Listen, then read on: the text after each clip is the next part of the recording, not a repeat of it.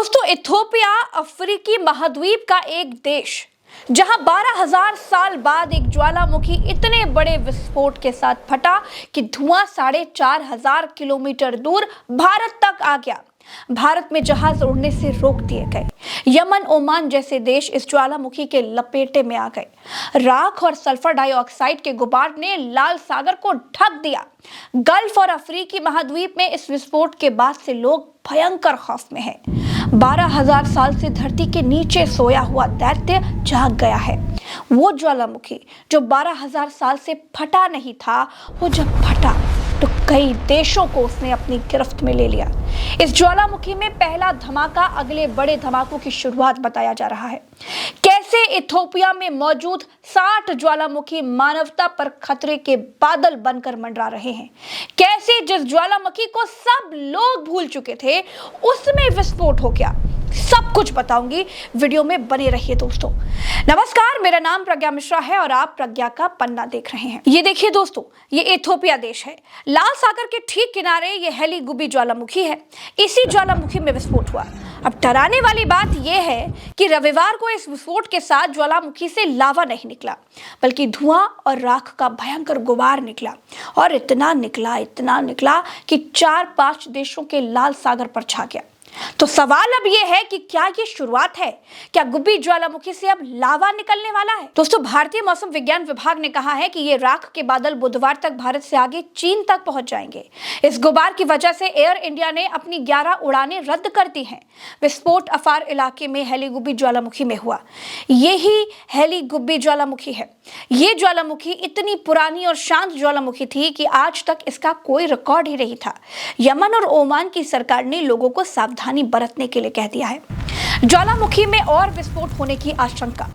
दोस्तों, वैज्ञानिकों ने हजारों साल बाद ज्वालामुखी फटने की घटना को इस क्षेत्र के इतिहास की सबसे असाधारण घटनाओं में से एक बताया है। गल्फ न्यूज के मुताबिक विस्फोट के साथ बड़ी मात्रा में सल्फर डाइऑक्साइड भी निकली है, जिससे पर्यावरण और स्वास्थ्य पर असर को लेकर के बहुत ही ज्यादा चिंताएं बढ़ गई हैं। सबसे डराने वाली बात यह है कि वैज्ञानिकों का मानना है कि अगर ज्वालामुखी अचानक से ज्यादा सल्फर डाइऑक्साइड यानी कि SO2 छोड़ रहा है, तो ये बताता है कि अंदर दबाव बढ़ रहा है। दोस्तों, मैग्मा हिल रहा है और आगे और विस्फोट भी हो सकता है। ये इस बात का सबूत है। इतिहास में ऐसे बहुत कम मौके हैं जहां पर कोई ज्वालामुखी 12,000 साल बाद जागी हो। दोस्तों, दुनिया में 3 तरह की ही ज्वालामुखी होती हैं। पहली, सक्रिय ज्वालामुखी, जिससे लावा निकलता ही रहता है, वो फटता ही रहता है। दूसरी ज्वालामुखी होती है सुप्त ज्वालामुखी, जो लंबे समय के बाद फटती है। वो बहुत सालों तक नहीं फटती है, लेकिन कभी भी फट सकती है। और तीसरी है विलुप्त ज्वालामुखी, जिसके फटने की संभावनाएं खत्म के बराबर हो जाती हैं। जैसे ये हेली गुब्बी ज्वालामुखी था, जो 12,000 साल बाद फटा है। ऐसी ज्वालामुखी जब फटती है तो तबाही लाती है। दोस्तों, अमेरिका और रूस में सबसे ज्यादा 165 ज्वालामुखी हैं। इंडोनेशिया, जापान और चिली भी टॉप 5 ज्वालामुखी वाले देशों में से आते हैं। दोस्तों, अगर आप पूछेंगे कि ज्वालामुखी आखिर क्यों फटता है, तो इसका सीधा सा उत्तर यह है कि ज्वालामुखी का फटना एक बहुत बड़ा प्रेशर कुकर फटने जैसा है। पृथ्वी के अंदर बहुत गहराई में दबाव और गर्मी जब बढ़ जाती है और जब वो दबाव बाहर निकलने का रास्ता ढूंढ लेता है, तो वो ज्वालामुखी फट पड़ता है। इसको और आसान और वैज्ञानिक भाषा में अगर समझें तो पृथ्वी की सतह से 50 से 200 किलोमीटर नीचे चट्टानें इतनी ज्यादा गर्म हो जाती हैं कि वो 1000 से 1300 सेंटीग्रेड पर पिघलकर मैग्मा यानी कि पिघली हुई चट्टान बन जाती हैं। ठोस चट्टानों की तुलना में मैग्मा हल्का होता है। जैसे पानी में तेल ऊपर आ जाता है ना, वैसे ही मैग्मा धीरे धीरे ऊपर की ओर बढ़ता है और ज्वालामुखी के नीचे यानी मिट्टी या फिर ऊपरी सतह के कुछ मीटर नीचे मैग्मा जमा होने लग जाता है। वो जैसे कोल्ड ड्रिंक की बोतल में गैस खुली रहती है, जैसे ही आप ढक्कन खोलते हैं झाग निकलता है, ठीक वैसे ही मैग्मा में बहुत सारी गैसें दबाव में घुली रहती हैं और पहले गैसें निकलती हैं। इस हेली गुब्बी ज्वालामुखी से सिर्फ गैस निकली है, लावा निकला ही नहीं है। इसी ने सबको और ज्यादा डरा रखा है कि गैसें अगर धुएं के तौर पर इतनी ज्यादा मात्रा में निकली हैं, तो लावा कितना निकलेगा। ज्वालामुखी से लावा क्यों नहीं निकला? देखिए, हेलीगुब्बी अफार रिफ्ट का हिस्सा है। यह एक ऐसा इलाका है जहां धरती की टेक्टोनिक प्लेटें लगातार हिलती रहती हैं।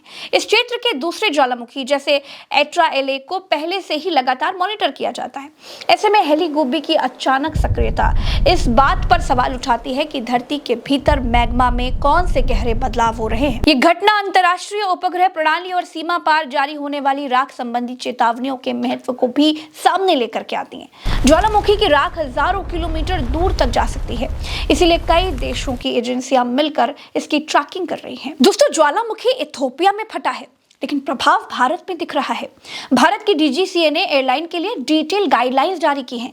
डीजीसीए का कहना है कि अगर किसी विमान को राख के संपर्क में आने का जरा भी संदेह हो, जैसे इंजन की परफॉर्मेंस में गड़बड़ी, कैबिन में धुआं या फिर बदबू, तो एयरलाइन को इसकी जानकारी तुरंत देनी होगी। अगर राख एयरपोर्ट ऑपरेशन को प्रभावित करती है तो संबंधित एयरपोर्ट को रनवे, टैक्सीवे और एप्रन की तुरंत जांच करनी होगी। दोस्तों, डीजीसीए ने सभी एयरलाइंस और एयरपोर्ट को चेतावनी दे दी थी कि वो सावधानी बरते।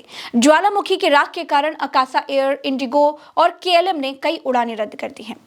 दोस्तों, मेरे साथ फिलहाल इस वीडियो में इतना ही। चैनल को सब्सक्राइब कीजिएगा और ये स्टोरी पर आपकी क्या राय है उसे कमेंट में बताइएगा। राम राम, दुआ सलाम, जय हिंद।